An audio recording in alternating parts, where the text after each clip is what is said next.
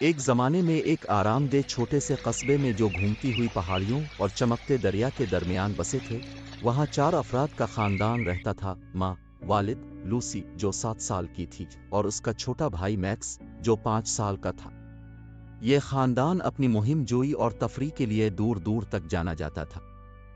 ہفتہ کی ایک دھوپ کی صبح، جیسے ہی سورج کی سنہری کرنیں پردوں سے جھانک رہی تھیں، لوسی جوش کے ساتھ بستر سے کود پڑی۔ ماں، پاپا، میکس، اندازہ لگائیں آج کیا ہے؟ اس نے کہا۔ اس کی آنکھیں امید سے چمک رہی تھیں۔ اس کے والدین نے جان کر مسکراہٹوں کا تبادلہ کیا۔ یہ ہفتہ ہے، پیاری، والد نے کہا۔ لوسی نے قہقہا لگایا۔ میں جانتا ہوں، والد، لیکن یہ پکنک کے لیے بھی بہترین دن ہے۔ میکس کی آنکھیں خوشی سے چمک اٹھیں۔ پکنک؟ وہ اپنے بستر پر اچھالتے ہوئے چلایا۔ ماں اور پاپا نے ایک نظر ڈالی اور پھر انہوں نے سر ہلایا۔ ٹھیک ہے بچے، چلو پکنک منائیں، ماں نے کہا۔ خاندان نے صبح کا وقت سینڈوچ، پھل اور لیمونیڈ کو ایک بڑی اختر کی ٹوکری میں پیک کرتے ہوئے گزارا۔ لوسی اور میکس نے رنگین نیپکن اور اپنی پسندیدہ کوکیز کو بھی ٹوکری میں رکھ کر مدد کی۔ ایک بار جب سب کچھ تیار ہو گیا، وہ قریبی جنگل کے وسوسرس کی طرف روانہ ہوئے۔ وسوسوں کا جنگل ایک جادوئی جگہ تھی۔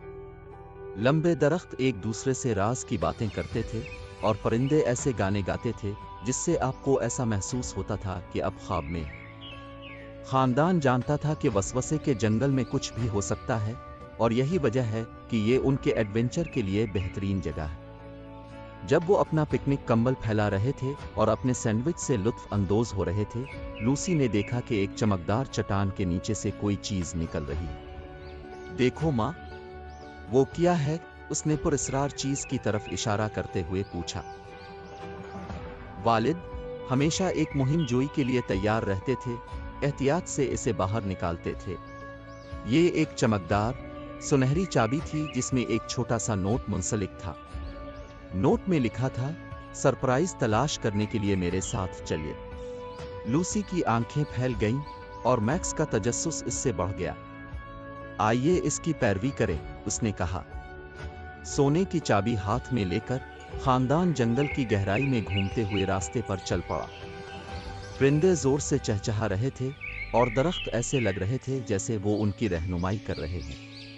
آخر کار وہ ایک کلیئرنگ پر پہنچے جہاں انہیں ایک پرانا، زیادہ بڑا ہوا دروازہ ملا۔ یہ آئیوی میں ڈھکا ہوا تھا اور ایسا لگتا تھا جیسے یہ بہت عرصے سے نہیں کھولا گیا تھا۔ سنہری چابی تالے میں بالکل فٹ ہو گئی اور ایک کرا اور کراہنے کے ساتھ دروازہ کھل گیا۔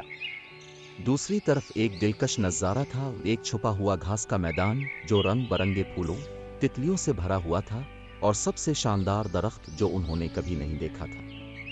اس کی شاخیں ہر قسم کے پکے ہوئے رسیلے پھلوں سے لدی ہوئی تھیں۔ گھر والوں کو اپنی آنکھوں پر یقین نہیں آ رہا تھا۔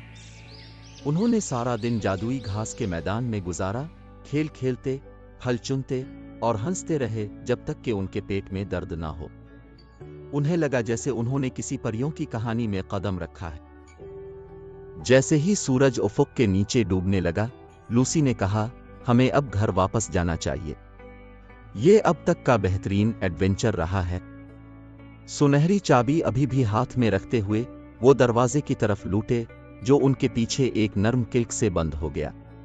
وہ جانتے تھے کہ وہ جب چاہیں جادوئی گھاس کا دورہ کر سکتے ہیں۔ خاندان گھر کی طرف روانہ ہوا، ان کے دل خوشی سے بھرے اور ان کے پیٹ لذیذ پھلوں سے بھرے۔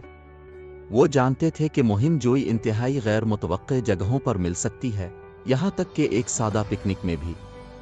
اس رات جیسے ہی لوسی اور میکس سونے کے لیے روانہ ہوئے، وہ جانتے تھے کہ ان کا خاندان سب سے خاص مہم جوئی ہے، اور وہ اگلے جادوئی دن کا انتظار نہیں کر سکتے جو وہ ایک ساتھ گزاریں گے۔